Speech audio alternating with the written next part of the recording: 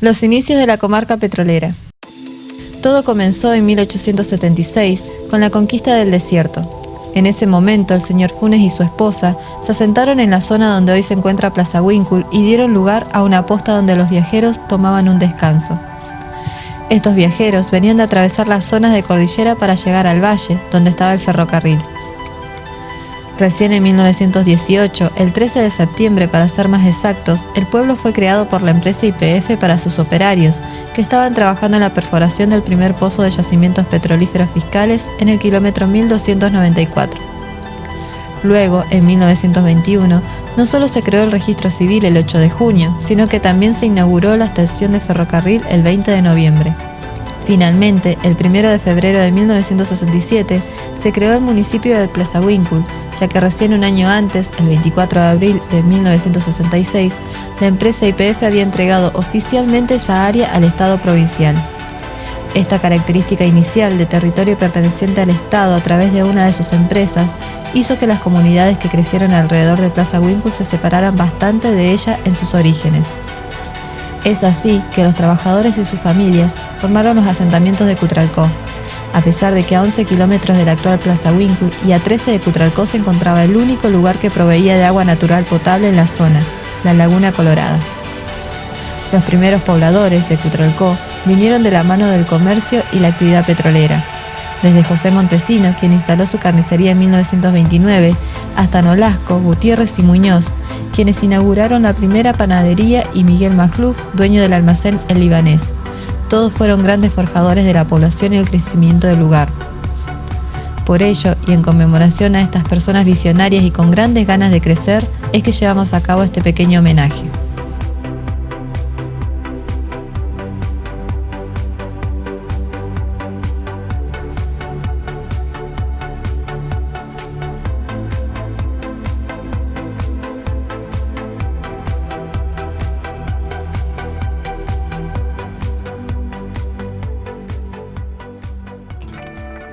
Vivencia que tendrán aquí en esta ciudad de Plaza Huíncul.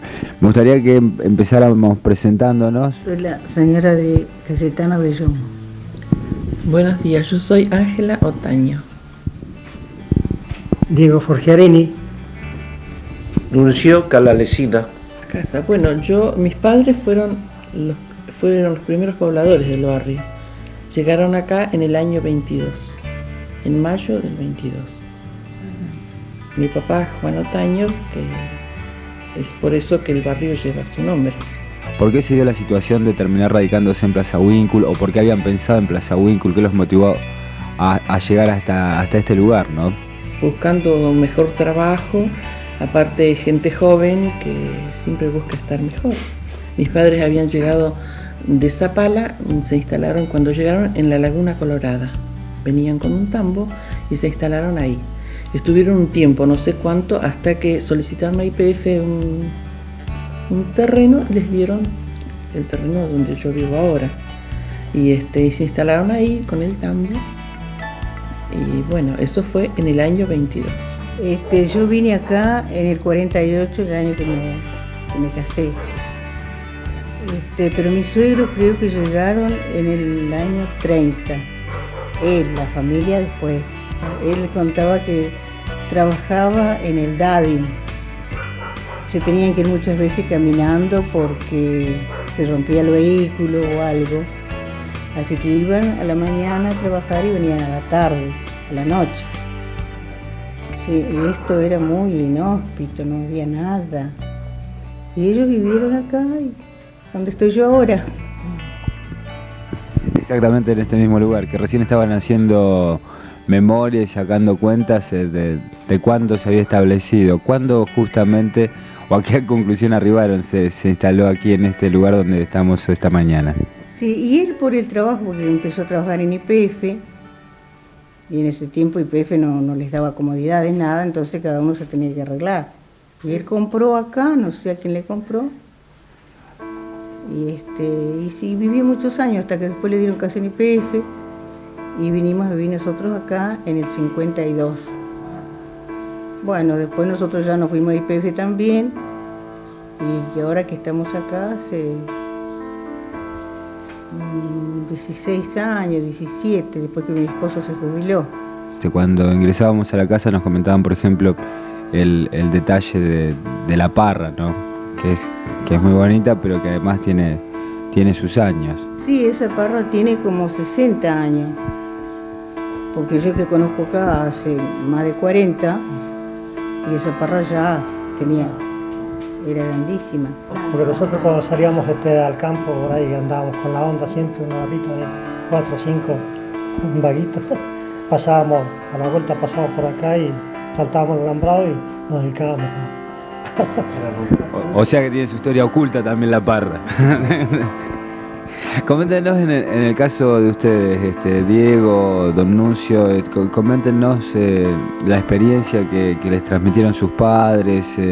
Uno tiene la sensación de que, bueno, parece que le está tocando vivir nada más, pero a toda aquella gente le tocó hacer y hacer mucho acá en Plaza Winkle. Él vino a Italia creo que en el año 24 y vino a trabajar ya, la inmigración venían ya con puestos, ¿no es cierto?, para trabajar.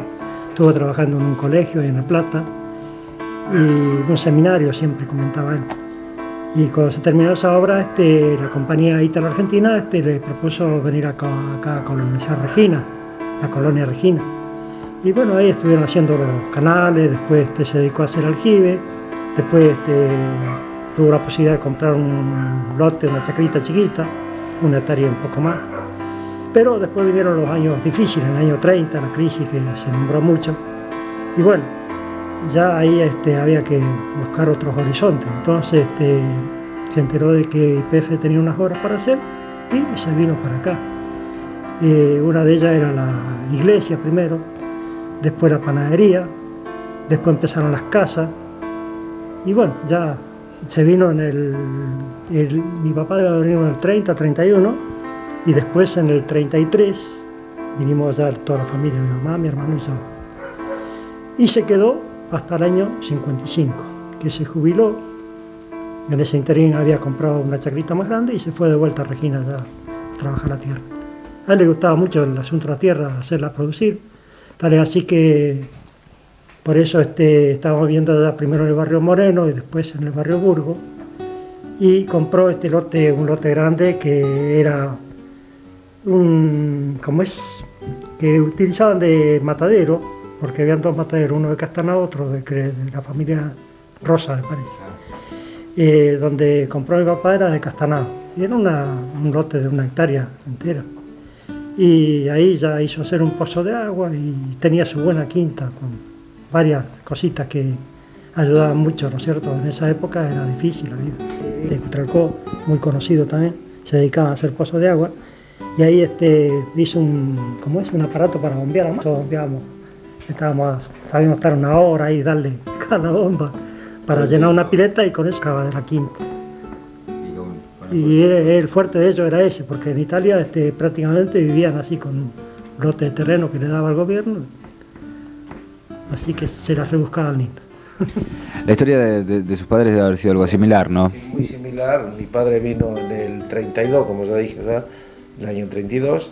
Y también con los problemas, ¿por qué se vino? Y el problema económico en Italia, por ejemplo, la situación, y esta gente buscaba mejor horizonte. Llegó a Buenos Aires, estuvo trabajando en la cosecha de maíz, dice que era lo peor que pudo haber conocido, pero él siempre, como era una persona fuerte, bueno, buscó también, como digo, mejor horizonte para ir. Y se vino acá por intermedio de otros gringos que estaban ya radicados en Plaza Winkle, y por medio de ellos, como se comunicaban, vino a parar acá, Bueno, le costó muchísimo ingresar a YPF. Una vez ingresaron a YPF, bueno, toda la historia de la gente de ese entonces era muy laburadora, se buscaban, digamos, para hacer verdugo, por ejemplo, para la cosecha, de todos esos gastos de las casas. Se hacía una quinta, como dice Fodarini acá, problema de agua en ese entonces no había, para nosotros no había porque vivíamos un poco más acá, digamos, cerca del Sanjón, estaba un poco más cerca del centro, y pero todas esas cosas que se pueden hacer en la familia, o sea, ayudarse, porque el poder adquisitivo era medio no se alcanzaba con lo que se cobraba, por ejemplo, entonces había que hacer otras cosas. Y bueno, y la gente, los gringos en ese aspecto eran muy laburadores, les gustaba la quinta, les gustaba criar su gallina.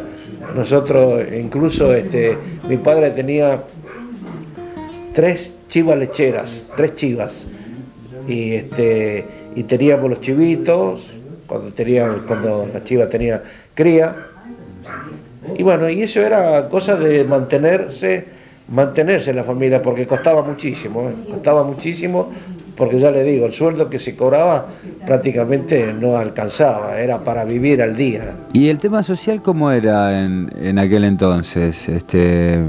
Digo, ¿a qué colegio asistían? Yo asistía con Fosarino, fuimos juntos desde segundo grado hasta sexto grado, que en ese entonces sexto grado. Acá toda esta parte era todo un descampado, y cuando corría viento, no como ahora las familias, los matrimonios, a los hijos los llevan en el auto, que lo van a buscar, que en ese entonces nosotros no teníamos ni bicicleta, nos agarrábamos a veces de la mano porque nos llevaba el viento, y íbamos caminando y volvíamos caminando a la escuela, y nos quedaba unos 10 cuadras, 6, 7 cuadras nos quedaba, de acá hasta la escuela 22, pero con mucho sacrificio, y no faltábamos a la escuela, no faltábamos, porque si faltábamos los viejos no daban, así que era una obligación de ir a la escuela. ¿Se sabe de qué me estoy acordando ahora? Un comentario. Nosotros siempre nos juntábamos él, Roberto Castagnau, la otro hermana vecino. Blanca y yo, ¿no es cierto? Y me acuerdo que en invierno íbamos para la escuela, y por ahí por las casas de Viñuela, atrás, en la parte de atrás, por ahí mirá cómo tenés el pelo. Roberto siempre se peinaba bien, ¿viste? Congelado tenía el cabello, era helado.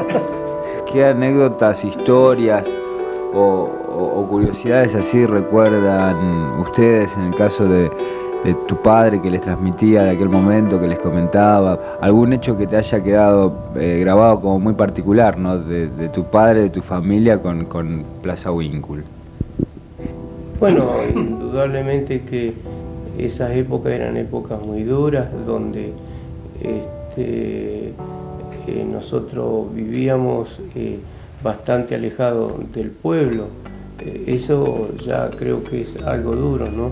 Aparte, los vientos de esa época, yo me acuerdo que cuando nos tocaba ir a la escuela era increíble, casi no se veía a 2 metros, pero no esperábamos el colectivo, nos íbamos a pie igual, y de acá a la escuela calculo que deben haber 2 kilómetros.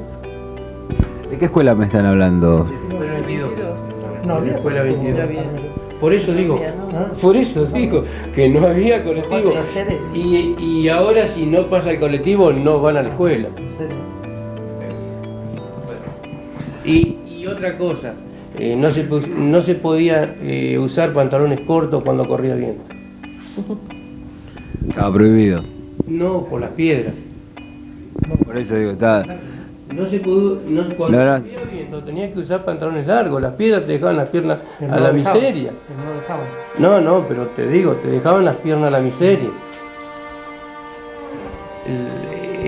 Lo que pasa es que esos vientos de esa época eran vientos de una semana seguida, y aparentemente era viento diurno, de noche nunca corría viento.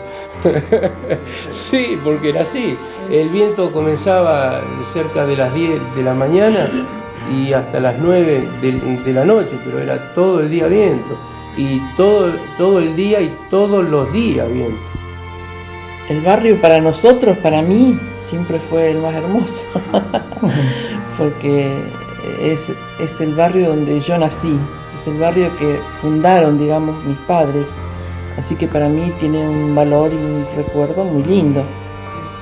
Sí, también de la vida de mucho sacrificio. Mis padres tenían tambo, sabe lo que eso significa, que hay que trabajar y trabajar, mi papá y mi mamá a la papel, ¿no? Así que... ¿Cómo circulaba la gente alrededor de ese tambo? ¿Cómo se vinculaba la gente? Debe haber cumplido en más de una oportunidad, por ahí hasta una función social el tambo este. Bueno, mi papá se movilizaba en estos vehículos que yo les mostré en la foto, y él repartía por el campamento, por los barrios, por todos lados, él repartía la leche en eso, y bueno, todo lo que eso significa de conocer más gente, de tratar más gente. Parece ser como que hay una historia estrictamente ipefiana del descubrimiento, de las exploraciones, y también hay una historia de primeros pobladores, pero en algún momento se habrán mezclado o entrelazado, en varios momentos. Y siempre estuvimos muy ligados a YPF, aunque no estábamos directamente, después sí, porque yo después empecé a trabajar en YPF toda mi vida, después no, pero antes, en esos tiempos que mis padres vinieron, estaban muy ligados, todo dependía de YPF también. Todo lo que teníamos dependía de YPF, empezando por el terreno que YPF nos había cedido. Así que, y la gente era toda de YPF, donde mi padre abastecía con su tambo toda esa gente. Así que Plaza Winkle creció gracias a YPF. Si no hubiera estado YPF, creo que no hubiera existido. Principalmente que el papá de Nuncio, mis papás vinieron acá, pero a trabajar en YPF. Es decir, que de no estar YPF, estas dos localidades no hubieran nacido o no hubieran crecido, ¿va? Que YPF, los terrenos que daba eran concesiones, no era propietario del terreno, entonces uno todo lo que hacía en cualquier momento podía quedar, ¿cierto?, en la nada, porque YPF lo daba eso con esa condición, de que el día que YPF necesitara el terreno se le ocurría hacer un pozo ahí, había que echar abajo todo lo que se hizo y buscar otra ubicación. Ese también fue un freno, digamos, para Plaza Winkle, ¿no es cierto? Pues si no, podía haber a lo mejor tenido un desarrollo mucho más grande. Eso, yo siempre escuchaba el comentario ese, ¿no es cierto? ¿Cuáles eran los principales problemas que enfrentaba esta zona para radicarse con comodidades y demás? Pero fundamentalmente, en aquel momento, ¿de qué se hablaba? El problema principal era el tema del agua. El agua potable la traían en vagones y habían unos camiones que lo repartían. Le daban un balde de agua por persona de la familia, ¿cierto? Unos baldes de 10 litros. Un balde por cada persona, esa agua era para tomar. Y después estaba el agua salada, pero también bastante escasa. Después, con respecto a los sueldos, claro, poco era el rendimiento porque había que mantener la familia, los pibes iban a la escuela, ¿no es cierto? Bueno, es el momento que se va desarrollando. Tampoco estaba como es esa moda común ahora de que trabajan los dos, ¿no es cierto?, en la casa. Era el único sostén de la familia, era el padre. Y bueno, eso eran más o menos los inconvenientes que hacían un poco difícil, ¿no es cierto?, la vida. ¿Y qué tiempo recuerdan como muy duro haber vivido o haber pasado acá, esos años que quedan medio como negros, ¿no? Por ejemplo, el sueldo que tenía mi padre de YPF era muy poco. Yo te puedo hacer un ejemplo de que él cobraba, ahora en ese entonces no te puedo definir qué dinero, era 110 pesos, ponerle, y una cocina Estilar, que era marca Estilar, que costaba también 110 pesos. Mirá vos, así mi padre compró en la proveeduría, para tener una idea de cómo eran los sueldos. La cocina valía los mismos de esos, doy fe y me acuerdo bien, ya no tenía 10 años, era un poquito más grande, 12 años, y papá pagaba, o sea, le descontaban del sueldo 10 pesos por mes, quiere decir que 12 meses para pagar la cocina. Te das cuenta que qué sueldo te podía, venía el papá, por ejemplo, porque en ese entonces también, no sé si era suerte o eran los comerciantes, todo tenía la conducta de la gente, le fiaban todo, empezaba Casavera, después Viñuela, después el negocio del señor Viñuela, el negocio de la Casa Sánchez, el señor Fiori, que era el verdulero. Entonces el papá venía con el sueldo y pagaba primero la Casa Vera, después el señor Viñuela, después la Casa Sánchez, y cuando llegaba a la casa no tenían, pero no era mi padre solo, ni yo no estoy haciendo un drama, era generalizado, todo el mundo trabajaba así. El papá de Follarini, papá el señor Bellomo era lo mismo, hacía que se manejaban de esa forma. Allá nadie iba y compraba, o sea, pagaba en efectivo. Se lo notaban a fin de mes, papá pasaba, los padres nuestros pasaban, cuando cobraba su sueldito, pagaba. Eso era realidad, porque no estamos inventando nada, eso era la verdad. La Casa Vera era Ramos Generales. Sí, también. ¿Y Casa Sánchez también? Sí, Casa Sánchez. Después estaba el señor Villuela, que era librería, y estaba el Fiori, que era verdulería, y después no sé, no había más negocio que ¿Y había la Casa Castagnado también? sí, claro, me olvidaba la de Casa Castagnado la fue la Casa Castagnado, primera, que fue la más, porque los yo digo que Castañú la, fueron sí, la poderosos Castañú. negocios. Sí. Los Que Castañú me fueron olvidaba yo pasar, también, sí. La Casa Sánchez ha tenido como 30 empleados, ¿no? En su apogeo. Y yo pienso que esa casa... Y en tenía el tiempo- reparto la Casa Sánchez, el reparto a domicilio. Acopio de... Castanao también, sí, o sea, que nada, los dos más fuertes, o sea, que la casa, yo me olvidé, tal vez cometí un error. Para mí la casa más antigua era Casa Vera y Castanao, y después claro. Castanao. Y después estaba, acordate de la casa donde es la Casa Sánchez, que era de Bertinat, no sé si vos Sí, te acordás sí, de se me Bertinat. acuerdo. Sí. Estaba acá al frente, estaba Mendiel. Bien, Eso. sí. Y yo vine en el Y 39 y ya la casa estaba. era Bertinat, pero estaba Membiel al frente. Y el poderoso hotel ese que había ahí al lado de la comisaría, ¿te acordás, Felipe? ¿Quién era el tipo ese? ¿El ¿Del Hotel Plaza? Plaza? ¿Que el Plaza? No, uno que era todo de adobe. Antes de llegar a la comisaría. Un caserón grande que estuvo mucho tiempo abandonado. No me acuerdo eso. El Hotel Plaza era de Villa y Simón, ¿te acordás? Sí, en sí, ese sí. tiempo. Después nos olvidamos también de la panadería, que era de Jaimonat, Ah, ¿te acordás? donde está el berretín. Donde está el Berrutín, tenía la panadería Jaimonat. Y yo no me acuerdo de eso. ¿No te acordás? Los chicos iban a la escuela. Estuvo Yo de eso de abandonado. Membiel me acuerdo porque cuando yo iba en los primeros grados, Sí. se murió la señora de Membiel y el chico que iba con nosotros a la escuela, me acuerdo de eso, que se quedó sin la mamá. Pues eso no me olvidé nunca, ¿no? Eso era de un señor Mirabet. Sí, Mirabet. mira, a ver, sí. El hotel. El hotel, ah, yo eso no me Todo de adobe, un caserón inmenso, pero todo de adobe. Porque después vino el Hotel Plaza y tuvo mucho desarrollo, tenían muy buena atención, estaban frente a la estación, tenían billares, ahí se podía tomar chop, muy lindo el ambiente, buena comida. Y este hotel que yo digo ya estaba abandonado ahí. Y no sé en qué año fue que lo echaron abajo, y Pefe como eso quedó ahí abandonado, y Pefe tenía la consigna esa, que daba, ¿no es cierto?, los terrenos, pero después eso había que dejarlo, a Pefe no le interesaba lo edificado, había que dejarlo como a él, y Pefe se lo daba. Y Pefe mismo lo hizo echar abajo. ¿Y la vida social cómo era? ¿Los bailes? ¿Cómo? Los bailes, Poca vida social, dice Diego. bueno, pero Y acá en el barrio mismo había 3 grupos o 4 como es, habitacionales, así.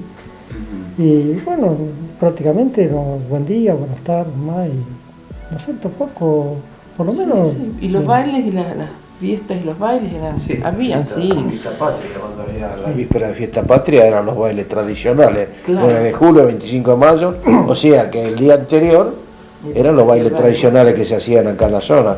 Bueno, nosotros también ya éramos muy pibes y después cuando Claro, ya. fuimos teniendo y concurrir a los bailes, bueno, Claro, ya ya éramos- acordate que eran lindas fiestas que se hacían Sí. cuando ya estaba el club social, que Claro, en sí. fin, que se elegían reinas, que las chicas iban muy bien vestidas, todo eso claro, en realidad, ¿no? Que era la expectativa era Sí. el aniversario de la Fiesta Patria por los grandes bailes que se hacían. sí, Porque durante el año no creo que se hacían tantos bailes. muy poco. Muy Después pocos. Ya después que pasaron los Bueno. años se hacían más seguido, cuando Claro. el club argentino hacía más seguidos bailes o hacían las tertulias que íbamos todo el domingo a bailar. ¿eh? Y el Club Plaza hacía las kermeses. Las kermeses Club Plaza, pero ya Sí, pero ya éramos grandes. Ya éramos Sí. medio grandecitos, sí.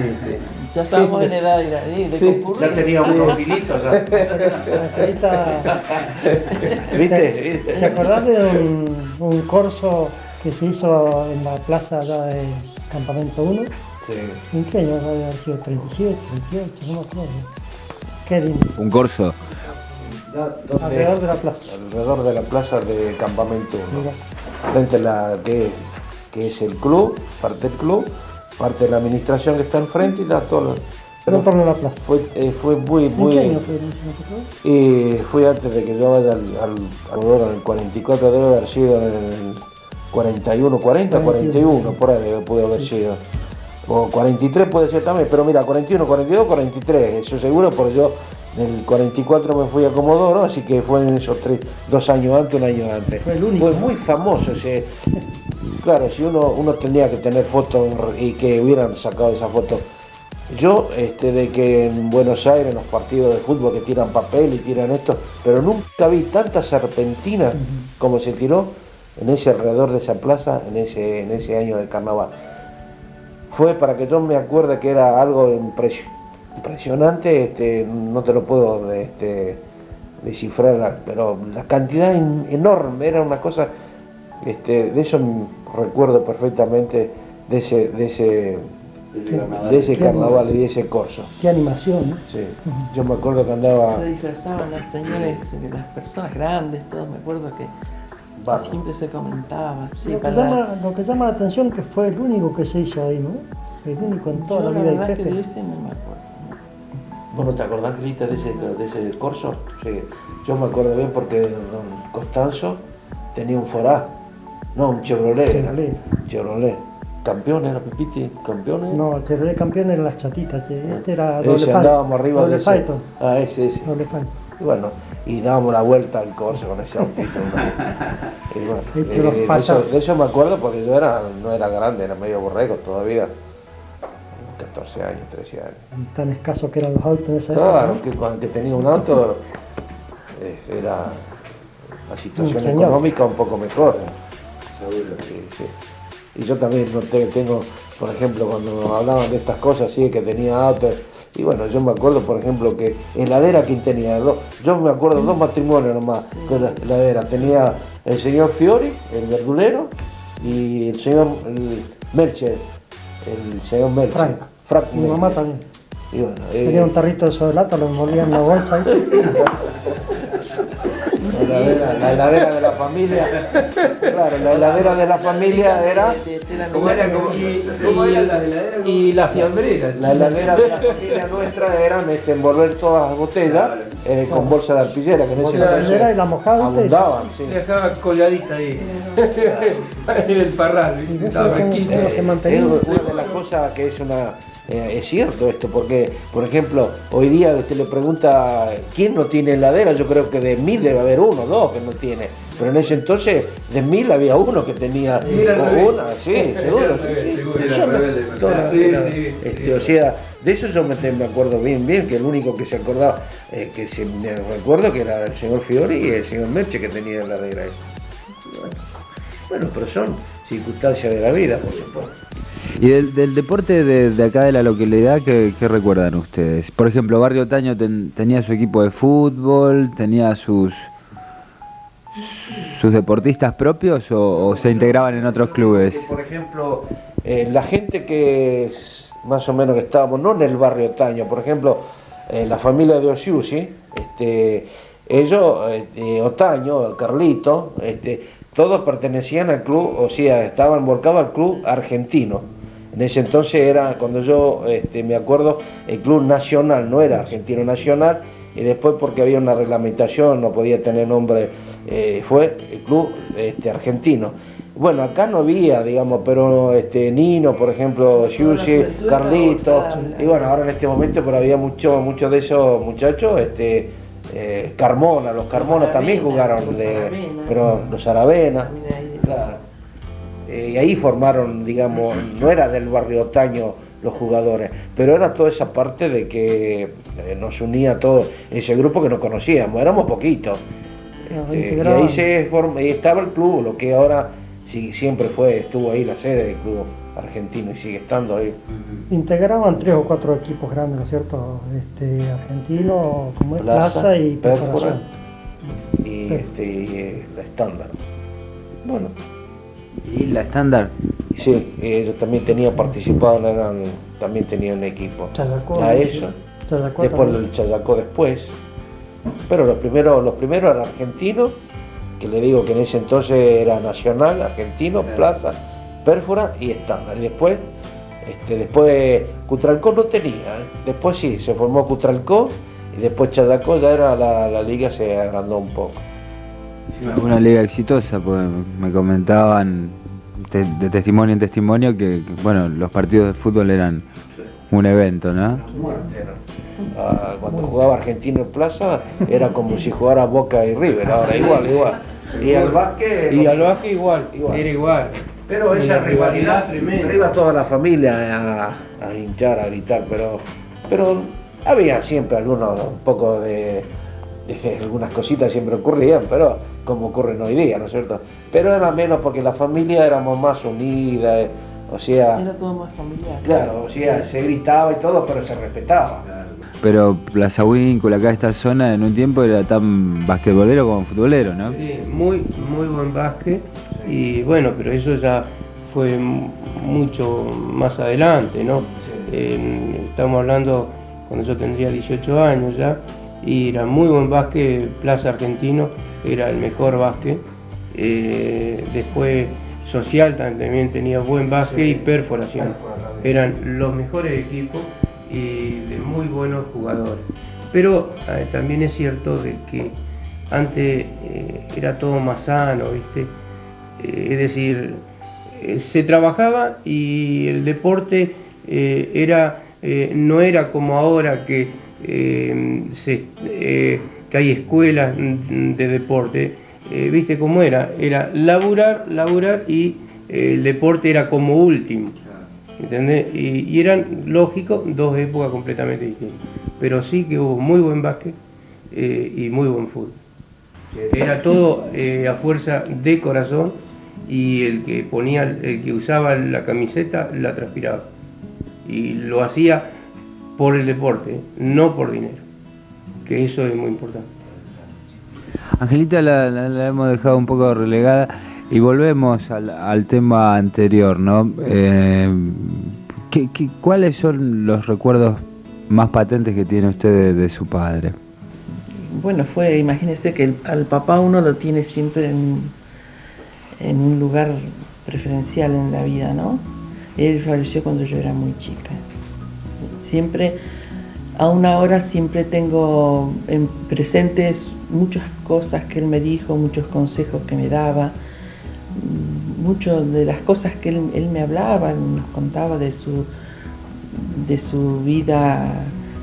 Él había nacido en Carmen de Patagones, sus padres españoles venían de vascos, y se radicaron en Carmen de Patagones. Fueron 7 hermanos, y bueno, después 3 hermanos vinieron acá a Plaza Huíncula, vinieron juntos. Después se agregaron los otros, al final estuvieron todos trabajando acá. Y de mi padre, bueno, imagínese, él falleció cuando yo tenía 10 años. Y ya le digo, tengo el mejor recuerdo porque me dejó muy buenos ejemplos y considero que era una persona de bien, ¿no? ¿Qué les pasa a ustedes cuando ven, después de haber contado, ¿no? Y de haber testimoniado algunas anécdotas como el tema de las heladeras, como el tema de los vehículos, como el viento, bueno, con todas las inclemencias que se soportaron en aquel momento, con todos los contratiempos que habían en contra de la comodidad, ¿cuál es la reflexión de ustedes pensando en Plaza Huíncula hoy? Opinión personal mía de que esto va a traer consecuencias, que se van a venir épocas, me parece, muy difíciles, ¿cierto? Una por la ausencia de YPF, ¿no es cierto? Y después, no sé, la gente tiene otra mentalidad que hasta a veces uno no lo entiende, ¿no es cierto?, cómo se puede llegar a eso.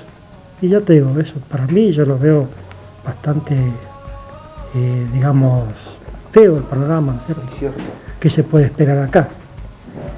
Si no hay alguna alternativa, de que a mí me parece que acá lo primero que tendría que hacer es tratar de tener el asunto de la energía eléctrica, ¿cierto?, que sea muy accesible. Entonces ahí podría haber una forma, una salida. Y otro tema es el agua abundante. Acá hay mucho campo, ¿cierto?, que se podría realmente, si estuvieran dadas las condiciones, aprovechar esa coyuntura para seguir adelante. Eso es lo que pienso. Bueno, yo lo que puedo decir, refiriéndose a lo que fue Plaza Winkle crece con el petróleo, que es por YPF. Hay que tener en cuenta que esto es una zona hasta el momento únicamente petrolera y nació con el petróleo, y si no hay una política de parte de los políticos, pero que piensen en Cutralcó, que busquen una alternativa, esto creo que va a tener un fin desagradable y que en realidad creo que los únicos culpables serían los políticos.